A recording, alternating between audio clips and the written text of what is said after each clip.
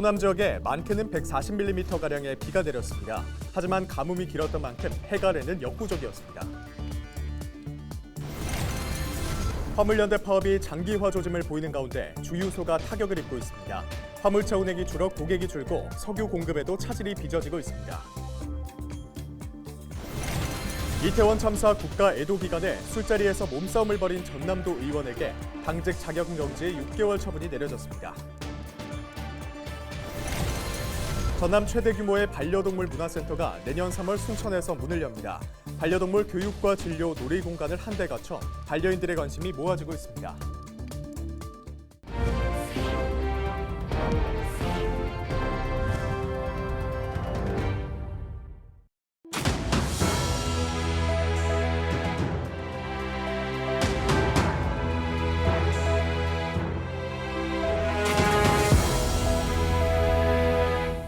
여러분 안녕하십니까? 헬로티비 전남 뉴스입니다.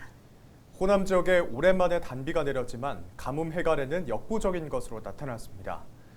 29일 아침 9시를 기준으로 지금까지 내린 비의 양을 보면 광주 11.2mm, 한평 28.5mm, 여수 67.5mm, 완도 76.5mm, 광양 99.8mm 등 광주와 전남 지역에 적게는 11mm, 많게는 139mm의 강수량을 기록했습니다.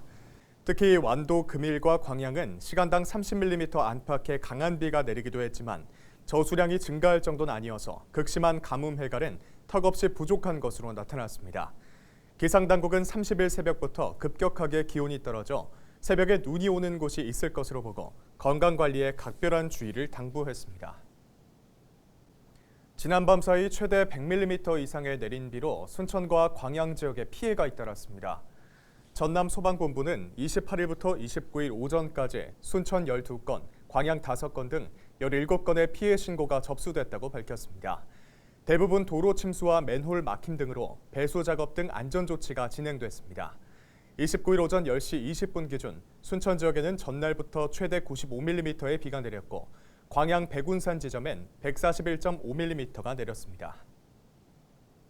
지난 24일 시작된 공공운수노조 화물연대 총파업이 또다시 장기화될 조짐을 보이고 있습니다. 파업이 지속되면서 석유 공급에도 차질이 빚어지자 주유소는 재고 확보에 비상이 걸렸습니다.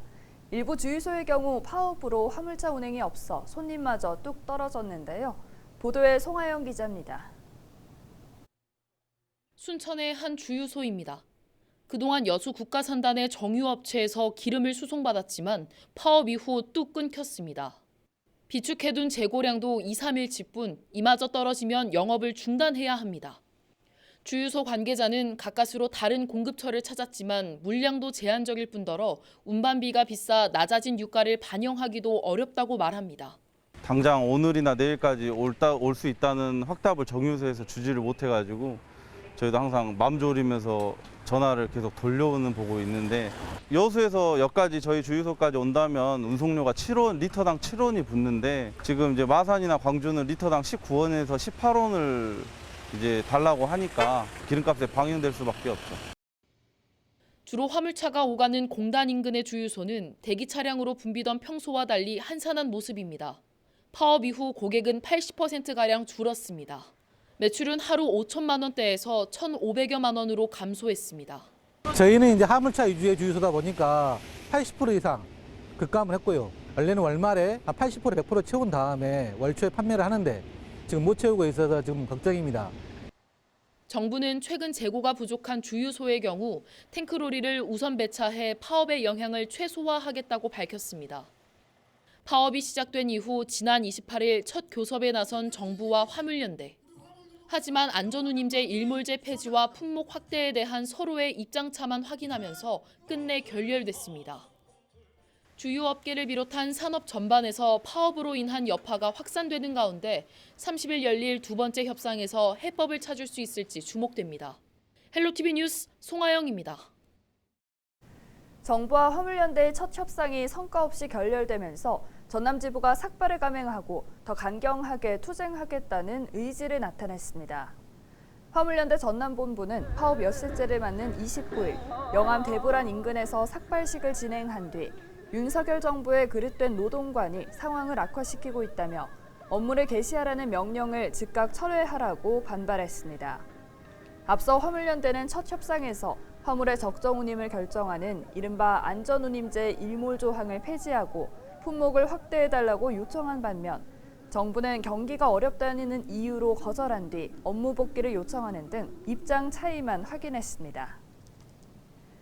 검찰이 8대 지방선거를 앞두고 민주당 당내 후보자 선출을 위한 여론조사 과정에서 허위 응답을 권유한 혐의를 받고 있는 우승희 영암군수를 기소했습니다. 우 군수는 경선 과정에서 권리당원들에게 허위 응답과 이중 투표를 권유한 혐의를 받고 있습니다. 당시 경선에서는 우승희 예비후보가 현재 군수이던 전동평 예비후보를 제치고 공천을 받았지만 이중 투표 의혹이 불거지면서 권리당원 투표를 제외한 채 재경선을 치렀고 우승희 예비후보가 최종 후보로 선정됐습니다. 이태원 참사 국가 애도 기간에 술자리에서 몸싸움을 벌인 전남도 의원에게 당직 자격 정지 6개월 처분이 내려졌습니다. 민주당 전남도당 윤리심판원은 A도 의원이 반성하고 있고 몸싸움을 한 상대와도 원만하게 합의했지만 애도 기간의 품위 유지 의무를 위반한 점을 고려해 이 같은 결정을 내렸다고 밝혔습니다. 해당 도의원은 지난 1일 전남 목포의 한 음식점에서 같은 상임위 소속 도의원들과 함께 술을 곁들여 저녁 식사를 하는 과정에서 인터넷 매체 기자와 몸싸움을 벌였습니다. 통계청 조사 결과 우리나라 전체 가구의 15%가 반려동물을 키우는 것으로 나타났습니다. 반려동물 가정이 늘면서 연관 산업이 성장세를 보이고 있는데요. 이런 가운데 순천시가 전남 최대 규모의 반려동물 문화센터를 건립하고 반려동물 친화도시 만들기에 나섰습니다. 보도에 서경 기자입니다. 순천 조곡동에 위치한 순천시 반려동물 문화센터 조성공사 현장입니다. 3천여 제곱미터 부지에 4층 규모로 건립되는데 현재 공정률은 90% 수준을 보이고 있습니다. 국도비를 포함해 100억 원이 투입돼 반려동물 체험학습장과 교육장, 샤워실, 실내 놀이공간이 들어서고 입양 홍보실과 반려동물 교감 캠프, 시립 반려동물 병원이 운영될 예정입니다. 시립병원은 중성화 사업 대상인 개와 길고양이를 우선 진료 수술하고 취약계층에게는 저렴한 가격에 진료를 받을 수 있도록 지원할 계획입니다. 행동 풍부화 공간하고 교정 공간을 통해서 반려동물의 문제 행동을 교정할 수가 있습니다. 그리고 반려인에 대한 패티켓을 준수하는 교육도 하게 될 것이고 또 유기동물 발생 예방 교육을 통해서 반려인과 비반려인 간의 갈등 해소에 도움이 될 것으로 기대를 합니다. 대부분의 반려인이 고민하는 것 가운데 하나는 오랫동안 집을 비우는 일. 반려동물을 대신 돌봐줄 것을 찾거나 동행해야 하는데 국내 반려인구 대비 동물과 함께 즐길 수 있는 관광상품은 부족한 실정입니다. 순천시는 장기적으로 관광객들이 반려동물과 함께 산책과 놀이, 숙박을 할 수 있는 특화 공간을 조성할 계획입니다. 반려동물과 함께 머무를 수 있는 체류형 관광상품을 만든다는 겁니다. 반려인들도 크게 반기는 분위기입니다. 우리나라 어디 가도 반려동물들하고 함께하는 공간이 많이 부족하다고 생각을 했는데 이제 가까운 곳에 반려동물 문화센터가 생긴다고 하니까 좋은 것 같고 일단 시에서 운영을 하는 거니까 믿고 안전하게 같이 체험할 수 있는 공간이 생겨서 너무 좋은 것 같아요. 성숙한 반려문화를 정착시키기 위해 조성된 전남 최대 규모의 반려동물 문화센터. 내년 3월부터 본격적으로 운영될 전망입니다. 헬로티비 뉴스 서경입니다. 광양과 진주를 잇는 경전선 전철화 사업이 시험열차 투입 단계에 들어갔습니다. 국가철도공단은 해당 구간에 대한 사전 점검을 마치고 시설물 검증 시험을 시행한다고 밝혔습니다. 시설물 검증 시험은 철도 노선 개통 전에 시험 열차를 투입해 단계별로 속도를 높여가며 안전 상태와 적합성 등을 검증하는 과정입니다. 시설물 검증 시험이 마무리되면 내년 3월부터 시운전에 들어가고 최종 점검을 거쳐 4월 말 개통될 예정입니다. 전남의 코로나19 신규 확진자가 2,000명대로 급증했습니다. 전남은 순천 387명, 목포 291명, 여수 256명, 광양 220명 등 지난 28일 하루에 2,100명의 신규 확진자가 나왔습니다. 하루 전인 지난 27일과 비교하면 1,443명이 증가했습니다. 요양 관련 시설에서는 28곳에서 43명이 확진 판정을 받았습니다.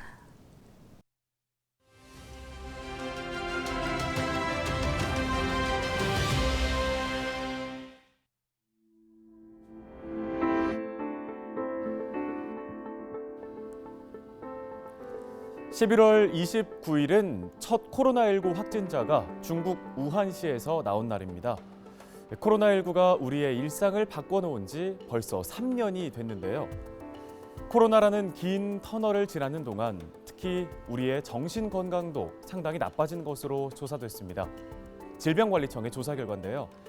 우울감을 느꼈다는 응답이 여성은 14.1%, 남성은 8.5%로 늘었습니다.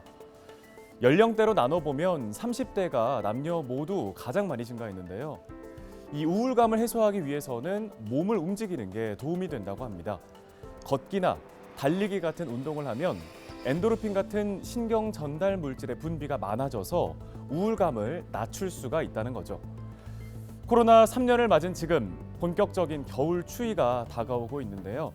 그렇다고 집안에 틀어박혀 있기보다는 밖으로 나가서 운동을 해보는 건 어떨까요? 데일리 브리핑이었습니다.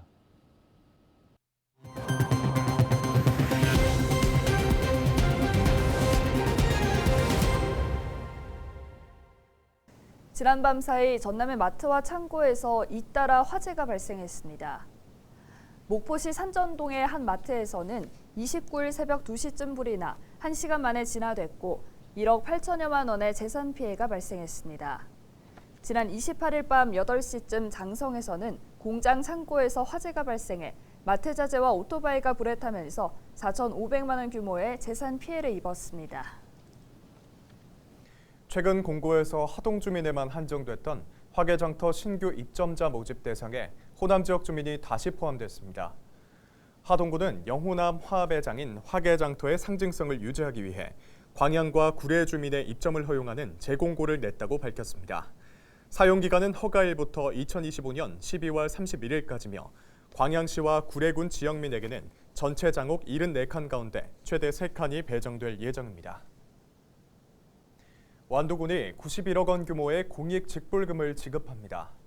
완도군은 올해 농가 6,582곳 가운데 4,721곳은 소농 직불금을, 나머지는 면적 직불금을 지급하기로 했습니다. 공익 직불금은 농업의 공익성을 높이고 농업인의 소득 안정을 보장하기 위한 제도입니다.